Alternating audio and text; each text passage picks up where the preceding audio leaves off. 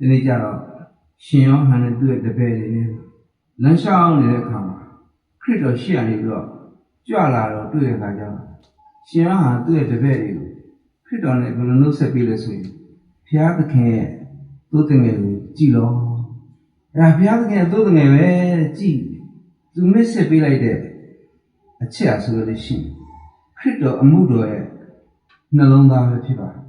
ခရစ်တော်လောကကိုလာတာအကြောင်းရင်းတွေရှိပါတယ်ဘုရားသခင်ရဲ့အကျင့်စာရိတ္တကိုဖော်ဖို့ပျောက်ဆုံးတဲ့သူတွေကိုဆိုလို့ရှိရင်ကယ်တင်ဖို့မန္တမကောင်းတဲ့သတင်းစကားကိုဟောဖို့တို့ညာလဲအရေးကြီးဆုံးအရာဆိုလို့ရှိရင်အပြစ်သားတွေရဲ့ကိုယ်စားမိမိကိုယ်ကိုဆက်ကပ်လက်ချင်းမဖြစ်ပါနဲ့ယေရှုဆိုတဲ့နာမည်ဟာသူ့အမှုတော်အတွက်အဓိပ္ပာယ်မှာဒါမှရှိပါတယ်သူ့နာမည်ဟာအမှုတော်ရဲ့အဓိကအကြောင်းရင်းပဲဖြစ်ပါတယ်ခရစ်တော်မမွေးဖွားခင်ကကောင်းကင်နမန်နေရာလာပြီးတော့ယောသစီကိုသတင်းပေးတယ်ဒီချိန်မှာယောသကလည်းမာရိနဲ့လက်ထပ်ခံပြီးသူဘယ်လိုပြောလဲဆိုရလို့ရှိရင်မာရိနာသားတစ်ပါးမွေးလာမယ်ဒီသားလောကသားတွေကိုဆိုရလို့ရှိရင်ကယ်တင်မဲ့သူဖြစ်တဲ့အတွက်ကြောင့်သူ့ကိုယေရှုလို့နာမည်ပေးရမယ် Jesus ဆိုတဲ့နာမည်ဟာဂရိဘာသာအဖြစ်တော့ Joshua လို့ခေါ်ပါတယ် Joshua ဆိုတဲ့အဓိပ္ပာယ်ပါလဲကိုရောကယ်တင်တော်မူတယ် The Lord saves ကိုရောကယ်တင်တော်မူတယ်လို့အဓိပ္ပာယ်ပေါက်ပါတယ်နောက်ဆက်ပြီးတော့ယေရှုဆိုတဲ့နာမည်ကို Christ ခရစ်တော်ဆိုတဲ့နာမည်တစ်လုံးနဲ့ပေါင်းထည့်လိုက်တယ်ခရစ်တော်ဆိုတာကတော့ anointed one ပေးခြင်းခံတဲ့သူသို့မဟုတ်လို့ရှိရင်မေရှိယာလို့အဓိပ္ပာယ်ရှိပါတယ်ယေရှုခရစ်လို့ပြောတဲ့အခါမှာကယ်တင်ရှင်မေရှိယာလို့အဓိပ္ပာယ်ပေါက်ပါတယ်သို့မဟုတ်လို့ရှိရင်ကယ်တင်ရှင်ဟာမေရှိယာကကျွန်တော်တို့ကယ်တင်တော်မူတယ်လို့လည်းအဓိပ္ပာယ်ပေါက်ပါတယ်သို့ညာလည်းဒီနေ့မှာတော့ဒီနာမည်ကိုလူများအလွဲသုံးစားသုံးကြတယ်ကယ်တင်ရှင်လူသားတွေကိုကယ်တင်မယ်ကယ်တင်ခြင်းအလုပ်ကိုပြက်အောင်စာရမဏဆိုကြရှင်အမျိုးမျိုးလိုက်ပြီးတော့လုပ်နေတယ်အဲ့လိုလှုပ်ဆောင်တဲ့အချက်ကဘယ်လိုခေါ်လဲ controversy great controversy ကြီးစွာသောအဆိုးနဲ့အကောင်တိုက်ပွဲကြီးလို့ခေါ်ပါတယ်ခရစ်တော်အလုံးမအောင်မြင်အောင်စာရမဏအဖက်ဖက်ကလိုက်ပြီးတော့ဆွဲချနေတာကိုကျွန်တော်တွေ့ရတယ်ခရစ်တော်ကတော့သေဝင်မွေးဖွားလာတာပဲများသောအားဖြင့်ကျွန်တော်တို့သေခြင်းကြောင့်စဉ်းစားကြလို့ရှိရင်ဘဝရဲ့အဆုံးအသင်္ချိုင်းကုန်ပဲဘဝအဆုံးအသင်္ချိုင်းကုန်ပဲလို့ယူဆတာသူ့ညာလဲခရစ်တော်သေခြင်းကတမှုထူးခြားတယ်သူလောကကိုလာတဲ့အခါမှာသူသေတဲ့အတွက်ကြောင့်သူလာခြင်းရဲ့အထွတ်အထိပ်ကိုရောက်သွားတာတွေ့ရပါတယ်သူသေသွားတဲ့အတွက်ကြောင့်ကမ္ဘာပေါ်မှာရှိတဲ့လူတွေကအသက်ရှင်ရတယ်ကျွန်တော်လူသားတွေအတွက်သေခဲ့လို့ရှိရင်ဒါဆုံးရှုံးခြင်းပဲတို့ညာလဲခရစ်တော်သေခြင်းကတော့အောင်မြင်ခြင်းဖြစ်ပါတယ်ခရစ်တော်သေခြင်းဆိုလို့ရှိရင်အောင်မြင်ခြင်းဖြစ်ပါတယ်လောကမှာရှိတဲ့အပြစ်သားတွေကိုကယ်တင်ဖို့ရန်အတွက်သူသေသွားခြင်းပဲဖြစ်ပါတယ်ဒီကိစ္စနဲ့ပတ်သက်ပြီးတော့ရှင်ယောဟန်ခန်းကြီး7နဲ့30နဲ့နှစ်ကိုဖတ်ကြည့်ခြင်းနဲ့ဒီမှာဘာပြောလဲခရစ်တော်ကတနေ့ကြလို့ရှိရင်မြောက်ထားခြင်းခံရမယ်ဆိုတဲ့အကြောင်းနဲ့ပတ်သက်ပြောထားတယ်မြောက်ထားခြင်းခံရတဲ့အခါမှာဘာဖြစ်မလဲရှင်အခန်းကြီး7နှစ်32မှာငါသည်လည်းမြေကြီးနှင့်ခွာ၍မြောက်ထားခြင်းကိုခံရလင်လူအပေါင်းတို့ကိုငါထံသို့ဆွဲမည်ဟုမိန့်တော်မူတယ်ငါမြောက်ထားခြင်းခံရတဲ့ခါဆိုလို့ရှိရင်ငါလူတွေကိုငါထံသို့ငါဆွဲမယ်လို့ပြောထားပါတယ်ထိုနည်းတူစွာပဲရှင်ယောဟန်ခန်းကြီး3:14နဲ့15မှာဘာပြောထားလဲသူဟာမောရှေမွေကိုမြောက်ထားခဲ့သူမြောက်ထားတဲ့အခါမှာ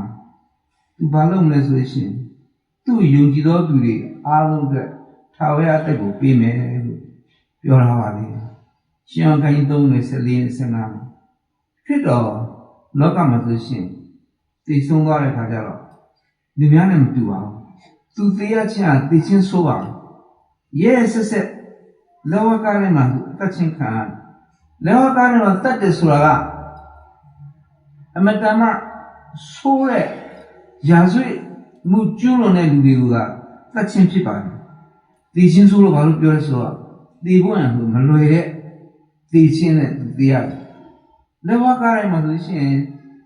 လက်နှစ်ဖက်တန်နဲ့ရိုက်ထားခြင်းခံရတယ်နောက်သူ့ခြေထောက်မှာဆိုကြလို့ရှင်တန်နဲ့ရိုက်ထားတယ်စဉ်းစားကြည့်ကိုလုံးကြီးကဆိုရင်လက်ဝါးကားတိုင်းမှာတန်လန်းဆွဲလာတာ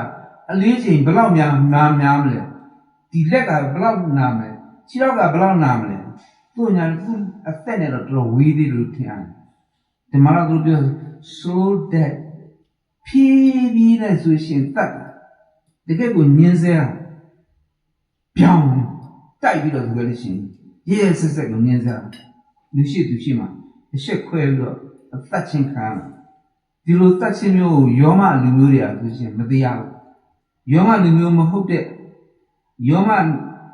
နိုင်ငံသားတွေမဟုတ်တဲ့လူတွေကဆိုရှင်သိရမယ်ခရစ်တော်ဆိုရှင်ယောမရဲ့စစ်တီစင်နိုင်ငံသားမဟုတ်တဲ့အတွက်ကြောင့်ဒီလိုသိချင်းမျိုးနဲ့သိနိုင်တယ်ဒီသူလည်းအဲ့ဒီတိုင်းပဲအသက်ချင်းခံရတာတွေ့ရတယ်ခရစ်တော်စဉ်းစားကြည့်ဘယ်အောင်ရှုပ်ချခံရလဲကျွန်တော်တို့ကယ်တင်ခြင်းကိုရဖို့ရန်ခရစ်တော်ဘလောက်အဆက်ကွဲသွားလဲဘလောက်ရှုပ်ချခံရလဲဒီနေရာမှာကျွန်တော်စဉ်းစားလို့ရပါတယ်ရှင်ပေါလုကတကယ်တော့ပြောလို့ဆိုရှင်ခရစ်တော်သေသည့်တိုင်အောင်နားထောင်သွားတယ်ဒီဒီခန်းကြီးနဲ့ငယ်ရှိသေသည့်တိုင်အောင်လောကကားမှာအတိတ်သက်ခြင်းဆိုရှင်ခံသွားတယ်နားထောင်သွားတယ်ပြောတာပါရှိတော့ခရိယန်တွေကဆိုရလို့ရှိရင်ဒီများထင်တာတော့သူတို့ယုံကြည်တဲ့သူတယောက်ကသူတို့သိချင်းစိုးနဲ့သိရတဲ့ခါကျတော့ရှက်မှန်လို့ထင်တယ်သူညာလည်းသူတို့မရှက်ဘူးသူတို့လုံးဝမရှက်ဘူးဘာမှမဖြစ်သူတို့ဆိုရချင်းသူတို့နေတယ်သူတို့တယ်ဘာမှနောက်ရှက်မဖြစ်ဘူးတဲ့ဘာမှသူတို့အကြောင်းမပြဘူးရဲရဲတင်းတင်းနဲ့သူတို့ပြောတယ်ဖြစ်တော်လက်ဝါးကားထဲမှာတည်တယ်ဖြစ်တော်လက်ဝါးကားထဲမှာတည်တယ်သူ့ရဲ့တန်ချက်တွေကြောင့်ကျွန်တော်တို့ကဆိုရှင်အနာပြောက်ကင်းကြတယ်ဆက်ရှိလက်ပြောကြတယ်ကျွန်တော်တို့တစ်ခါတည်းကျတော့မဝါကြွားနဲ့သို့လည်းဂလာတိခန်းကြီး6အငယ်14မှာပြောရဆိုရှင်ခရစ်တော်လက်ဝါးကားထဲမှာတည်တဲ့အကြောင်းဆိုလို့ရှိရင်ဝါကြွားပါဝါကြွားစရာရှိကြလို့ရှိရင်ခရစ်တော်လက်ဝါးကားထဲမှာတည်တဲ့အကြောင်းဆိုလို့ရှိရင်ဝါကြွားပါရှင်ပေါလုအဆိုရှင်ကျွန်တော်တို့တိုက်တွန်းထားတွေ့ရပါတယ် NG White ခရစ်တော်ကျွန်တော်တို့ပူဇော်တည်သွားတဲ့အကြောင်းနဲ့ပတ်သက်ပြီးတော့ပြောသွားတာလေးအမတန်မှအတိတ်ရှိတယ်ကျွန်တော်တို့ခံရမယ့်အစားခရစ်တော်ခံသွားတယ်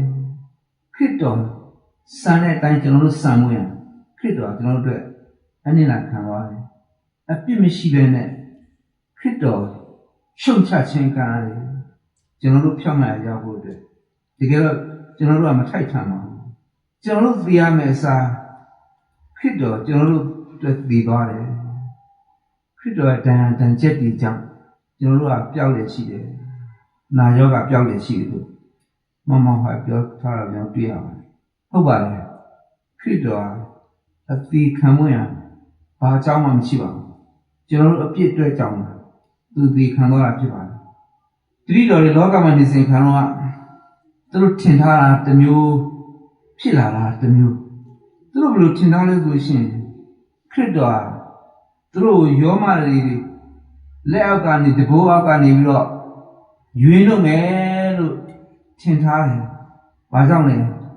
ယောမတွေရဲ့အောက်မှာအုတ်ချိုကြီးအောက်မှာယူဒလူမျိုးတွေဂျူးတွေဆိုအလူလဲခံရတယ်။ရင်းစက်နှိစက်ချင်းခံရတယ်။မဟာရရဲ့လှုပ်ချင်းခံရတယ်။သူတို့ထင်တဲ့အတိုင်းမဟုတ်ဖြစ်တော့တရားရဲ့အကြောင်းရင်းဆိုလို့ရှိရင်သူတို့နားမလည်ခဲ့ဘူး။ရှောင်းခိုင်းတင်ငယ်29ကပြောတဲ့အတိုင်းပဲကြည့်တော့လောကဤအပြစ်ကိုယူဆောင်သွားမယ်ဘုရားသခင်ရဲ့သို့တည်းလောကရဲ့အပြစ်ကိုယူဆောင်သွားမယ်ဘုရားသခင်ရဲ့သို့တည်းတပည့်တော်12ပါးလုံးခရစ်တော်အသီးခံခြင်းအကြောင်းနဲ့ပတ်သက်ပြီးတော့သူတို့လုံးဝနားမလည်ခဲ့ဘူးလုံးဝနားမလည်ခဲ့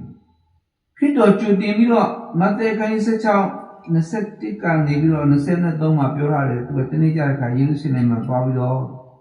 ဒုက္ခဆင်းခြင်းခံပြီးတော့သူတည်ရမယ်လို့ပြောထားတယ်သူမယုံနိုင်ဘူး နားမနေနိုင်ဒီကြောင့်နဲ့ပတ်သက်ပြီးတော့သူတို့ဘယ်တော့ခါမှနားလေလေဆိုလို့ရှိရင်အိမောက်ဆိုတဲ့ရွာလေးကိုခရစ်တော်တပည့်တော်နှုတ်နဲ့လမ်းလျှောက်သွားတဲ့အခါကျမှတပည့်တော်တွေကခရစ်တော်ပြောတဲ့အချက်တွေကိုကြည့်ပြီးတော့ခရစ်တော်ထမြောက်ပြီးတာအဲ့ဒီအကြောင်းဆိုလို့ရှိရင်သူတို့ကောင်းကောင်းနားလည်ပါတယ်ခရစ်တော်လက်ကားကားထဲမှာတည်သွားတာဘာကြောင့်လဲဆိုတာအဲ့ဒီအချိန်ကြမှာပဲဖျားခင်ရဲ့စီစဉ်ဆိုရှင်သူတို့နားလည်တယ်။နောက်ခရစ်တော်သူတို့ပြောလိုက်ပါသေးတယ်။လူကခိုင်း24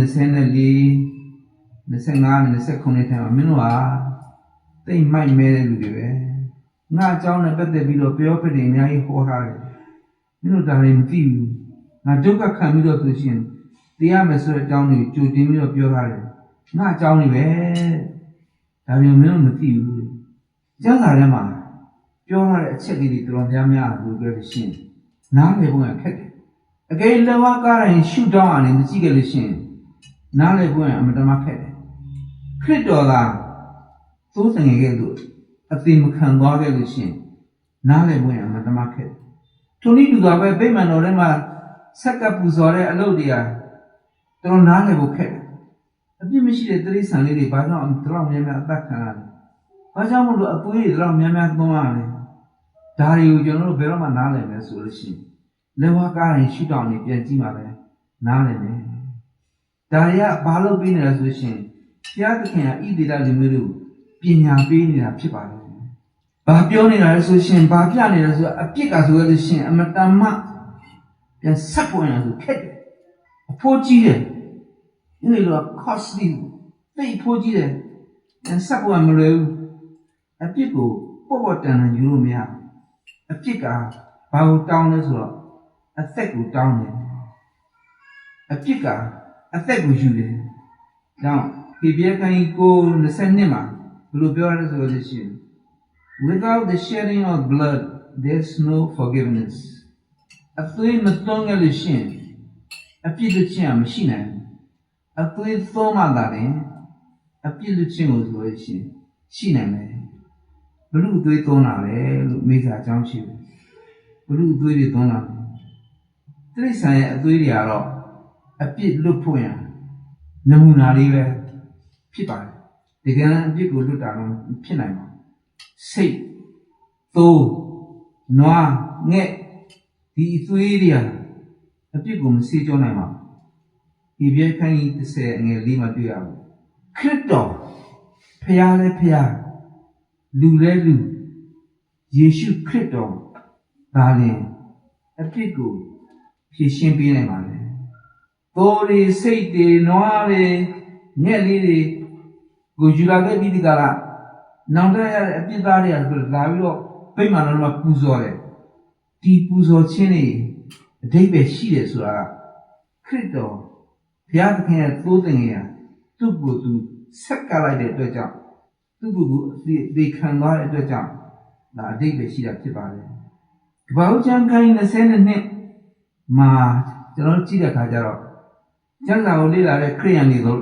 အတွက်ကောဂျူးလူမျိုးတွေပါအတွက်ပါစိတ်ရှုပ်ထွေးစရာတစ်ခုဖြစ်ပါတယ်။ဘာဖြစ်လို့လဲဆိုတော့အာဗြဟံကသူ့မှာရှိတဲ့သားလေးကိုဘုရားသခင်ကပူဇော်ခိုင်းတဲ့အခါမှာသူဘုရားစကားကိုနားထောင်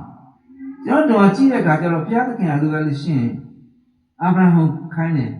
မင်းမှာရှိတဲ့သားလေးတယောက်တူဒီသောသားမင်းချစ်သောသားဣဇက်ကိုမောရိတောင်ပေါ်မှာငါအတွက်သွားပြီးပူဇော်ပါဒီလိုခိုင်းလိုက်တဲ့အလုပ်ကိုအာဗြဟံကြားတဲ့အခါမှာတော့သူ့နှလုံးသားကိုထိုးနဲ့လိုက်တယ်လို့ပဲသူခံစားမှာသူ့ပြင်မကသေးဘူးအဲ့လိုခိုင်းစေလိုက်တဲ့အခါဘာနဲ့တူလဲဆိုတော့ခန္ဓာကြီးမှာဖျားတွေရှိတယ်ဒီဖျားတွေဆိုရှင်သူတို့ကိုယုံကြည်တဲ့လူတွေကိုသူတို့သားသမီးတွေကိုပူဇော်ခိုင်းတယ်သိစင်တူတာပဲဖျားအမိန့်ပေးလိုက်တယ်အာဗြဟံအမိန့်ပေးလိုက်တယ်ခိုင်းလိုက်တဲ့အရာခန္ဓာကြီးမှာဖျားတွေပြောတဲ့စကားနဲ့တုတ်ပြစင်တူတယ်ဒီချိန်တော့မှာပဲဝိပယကျမ်းခန်း16ငယ်21မှာဘယ်လိုပြောလဲဆိုတော့မင်းတို့ရဲ့သားသမီးတွေကိုတဲ့ဖျားသခင်ကပြောတယ်မင်းတို့ရဲ့သားသမီးတွေကိုမော်လဆိုတဲ့ဖျားကိုမင်းတို့ မပူဇော်ဘူးတဲ့ငါထာဝရဘုရားမိန့်တော်မူတယ်သူကိုယ်တိုင်လည်းမပူဇော်နဲ့လို့လည်းပြောသေးတယ်အခုအာဗြဟံကိုလည်းပူဇော်ခိုင်းတဲ့ခါကျတော့နားလေဖို့ရန်မတမခက်တာလို့တွေ့ရဒီခိုင်းစေတဲ့အရာအတွက်တော့အာဗြဟံအတွက်မတမခင်းတဲ့အရာဖြစ်ပါတယ်သူညာလည်းအာဗြဟံဟာဘုရားခင်နဲ့လမ်းလျှောက်တာများသွားကြည့်တော့ဘုရားခင်ခိုင်းတာကိုဆိုလို့ရှိရင်သူလုံးဝမေးခွန်းမထုတ်ဘူးစင်ကြယ်လည်းမပေးဘူးအကြောင်းလည်းမပြဘူးဈေးလည်းမစစ်ဘူးအဆုံးပြောရမယ်ဆိုလို့ရှိရင်သူမတမချစ်တဲ့သူဇနီးကိုတော့မှဒီအကြောင်းကိုမပြောပြဘူးအကယ်အာဗြဟံကသူဇနီးကိုမတော်ပြောပြခဲ့လို့ရှိရင်ဒီပုံမြန်တစ်မျိုးရောက်ဖြစ်လာမသိဇနီးကကိုပြောနေသူနားရောင်ပြီးတော့တစ်မျိုးရောက်ဖြစ်လာမသိဒါကြောင့်မလို့သူဇနီးကိုဆိုလို့ရှိရင်သူမပြောပြနားပဲချောင်းစင်ရှင်လုံးဝမပြီးသူသားလေးခေါ်သွားတယ်အော်စရာကောင်းတာသားလေးကလည်းလိုက်သွားသူညာလည်းလမ်းမှာမေးလိုက်တဲ့မိကွန်းကအာဗြဟံရဲ့စိတ်နှလုံးကိုသူရှင်ဓာတ်နဲ့ထိုးလို့လည်းသူခံစားမှာအဖေမိလည်းရှိပြီချင်းလည်းရှိပြီရှိကောင်ပဲမှာလေကျွန်တော်ငယ်တော့ကအဲ့ဒီချင်းလေးနဲ့အာဗြဟံချစ်တော်သားဣဇက်ဆိုတဲ့ချင်းလေးဘာတချင်းမှမဆွတ်တတ်ခင်ကျွန်တော်ဘာအကြောင်းမှနားမလဲခင်အဲ့ဒီချင်းလေးကိုကျွန်တော်ပထမအဆုံးကျွန်တော်တတ်တယ်ကျွန်တော်ခရိယံမိုးသေးပါအဲ့တော့ဘုံငါပါဖျားပြန်ပါလိမ့်မယ်ကျွန်တော်သတိရတယ်သူဘယ်လိုပြောလဲဆိုရလို့ရှိရင်အာဗြဟံဘယ်လိုပြောလဲ God himself will provide for the land ဒါရဲ့ဖျားကိုယ်တိုင်ပြင်ဆင်ပါလိမ့်မယ်ဒီစကားလုံးကဘယ်လိုပထမဆုံးပြောတဲ့စကားလုံးလည်းမသိဘူးသူညာလဲကျွန်တော်ထင်လာတော့အာဗြဟံပဲဖြစ်မှန်းပြောတာ God will provide ဖျားပြင်ဆင်ပေးပါလိမ့်မယ်ကျွန်တော်တို့ဒုက္ခရောက်တဲ့အခါဒီကလေးမှာဆိုရလို့ရှိရင်ကျွန်တော်ခွင့်အားနဲ့ကျွန်တော်တို့မတတ်နိုင်တဲ့အခါကျွန်တော်ဘယ်လိုပြောလေးပြောတာရှိလဲဆိုရှင် God will provide ဘုရားခင်ပြင်ဆင်ပါလိမ့်မယ်အာဗြဟံသူ့သားကိုပူဇော်ဝင်ဓာတ်ကိုထောင်လိုက်တဲ့ခါကျတော့ကောင်းကင်မှာဆိုလို့ရှိရင်သူ့ကိုတားလိုက်တယ်ကောင်းကင်မှာမော်ကြည့်လိုက်တဲ့ခါမှာဆိုလို့ရှိရင်အာဗြဟံဘာတွေ့လဲဆိုတော့သိုးတငယ်လေးသူ့ဂျူလေးကဆိုလို့ရှိရင်ချုံမှာချိတ်နေတာတွေ့တယ်တကယ်တော့ဒီသိုးလေးကသူ့ရှေ့မှာပဲရှိတယ်သူမြင်မမြင်ရတဲ့အကြောင်းရဆိုလို့ရှိရင်သူကအမတမဝမ်းနဲ့ကြည်ကွဲနေတဲ့အတွက်ကြောင့်ဒီလိုနဲ့တော့နေတာသူသိစိတ်လို့ရှာနေတဲ့အခါမှာဒီသိုးလေးကိုသူမမြင်ဘူးဘုရားရှင်ကဣဆက်ကိုတည်ပွင့်ရအလိုမရှိပါဘူးသူ့အတွက်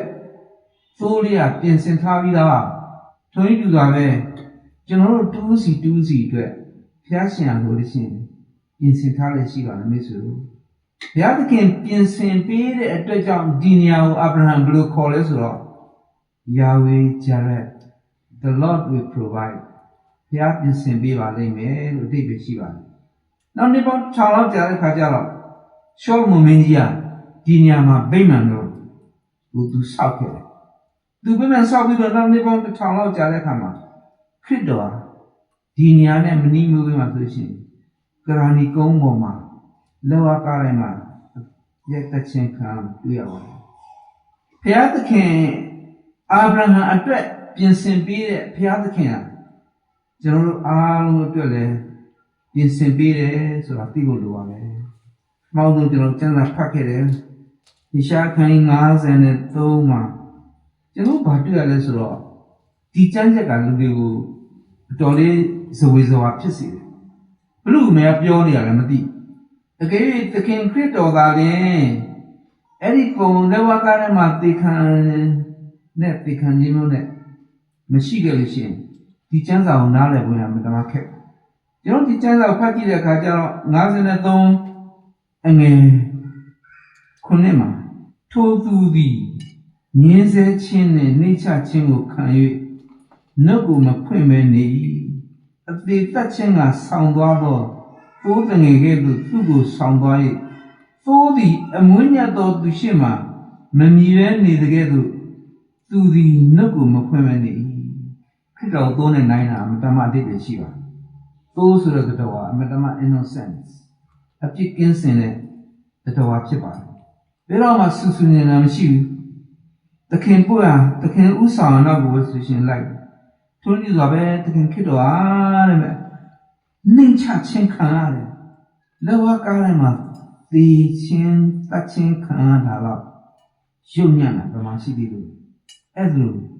နှိမ့်ချခြင်းကိုသူခံရတယ်သူဘာပြောသွားလဲရန်သူတွေကိုသူ့တတ်တဲ့လူတွေကိုသူကျင်းလာမကျင်းဘူးဆဲလာမဆဲဘူးသူ့တငယ်လေးကိုဆိုရလို့ရှိရင်တတ်ဖို့ခေါ်သွားတဲ့ခါကျတော့အတန်လုံးဝမလုပ်ဘူးခရစ်တော်လည်းသူ့ရဲ့ရန်သူတွေအတွက်နဲ့ပတ်သက်ဘာတမ်းမလုပ်ဘူးငါနဲ့ချက်ကိုကျွန်တော်ပြန်ကြည့်တဲ့အခါထိုသူသည်ငါတို့လွန်ကျူးခြင်းအပြစ်များကြောင့်နာကျင်စွာထိုးခြင်းနှိပ်စက်ခြင်းကိုခံရတယ်ဒီသရှင်မှာဥယျာဉ်မှာကျွန်တော်မနေ့ကပြောသွားတယ်ခရစ်တော်ဆုတောင်းတာဘလောက်တော့မှစိတ်လှုပ်ရှားနေလဲဆိုတော့ကြားတဲ့ချွေးတွေကသွေးတိကြားတဲ့ချွေးတွေဆိုရှင်သွေးတိကြားတယ်ရစ်စစ်စွာရိုက်ခြင်းနဲ့ခြင်းဆိုရှင်ခံရတယ်သူ့ရဲ့တန်ရာတန်ချက်တွေဆိုရှင်တက်တောင်ကျွန်တော်တို့အပြောင်းနေပါလေဒါပြန်ပတ်သူခံရတော့တန်ချက်ဖြင့်ငါတို့ဒီအနာပြောင်းနေရှိကျွန်တော်တို့ကယ်တင်ခြင်းရကျွန်တော်တို့ဖြောက်မှတ်ရသူရောက်တယ်ဆိုတာခရစ်တော်ရဲ့အသွေးကြောင့်ပဲဖြစ်ပါတယ်ဒီနေ့ကျတော့ဟောလန်တိုင်းပြည်မှာလူတစုဟာလေယဟတ်ဟောလန်တိုင်းပြည်မှာဆိုလို့ရှိရင်လေယဟတ်ကြီးဆိုပန်ကာကြီးလို့ဆိုကြီးနဲ့လှုပ်ထားရှိတယ်အထူးသဖြင့်ပင်လယ်ကမ်းခြေနဲ့နီးနေနေရတယ်နောက်တော့မြက်ခင်းလေးတွေနဲ့နီးနေနေရတယ်အဲ့ဒါကြီးလှုပ်ထားတာလို့ဆိုရှင်အဲ့ဒီတစုကလာကြည့်တဲ့ခါကျတော့သူကြည့်တဲ့ချိန်မှာပဲသိုးလေးတွေကဆိုရှင်ဒီလေယဟတ်ကြီးတွေအောက်မှာဆိုစားနေတယ်သွားရင်နဲ့တယောက်တော့သူကခြေချော်ပြီးကြတာအောက်ကိုလက်ကျသွားတယ်ဒါမှမြင့်နေရတယ်သူအောက်ကိုလက်ကျသွားတယ်အောက်ကိုလက်ကျသွားတဲ့ခါမှာဆိုရှင်လူများထင်တာတော့ဒီလူကသေပြီးလို့သူရှင်သူကောက်ချက်ချသူညာဖြစ်ချင်တော့အောက်မှာအစာစားနေတဲ့သိုးလေးတစ်ကောင်ပေါ်မှာသူကြာသူသက်သာရပါတယ်သူမသေးဘဲနဲ့သိုးလေးကသေသွားတယ်သူနည်းသူစားပဲမိတ်ဆွေတို့ခရစ်တော်ကျွန်တော်တို့အတွက်ကြောင့်အသေးခံသွားတယ်သူမသေးသေးမဲ့နဲ့သူသေရတယ်သူချမ်းရတဲ့ဝင်တော့ကဆိုရှင်မတမ၄ပါဒီအပြည့်ဝင်တော့တွေကဘလို့ပြည့်တယ်လဲခင်ဗျားတို့ကျွန်တော်တို့ရဲ့အပြည့်တွေဖြစ်ပါတယ်ဒီသခင်ကျွန်တော်တို့အတွက်အသေးခံလို့ပါလေကျွန်တော်အသက်ရှင်ရကြပါဒါကြောင့်မို့ခင်ခရစ်တော်ကျွန်တော်တို့အသက်ပေးသွားပြီကျွန်တော်တို့အတွက်ဘာပြန်ပြီးဆက်ကြမလဲ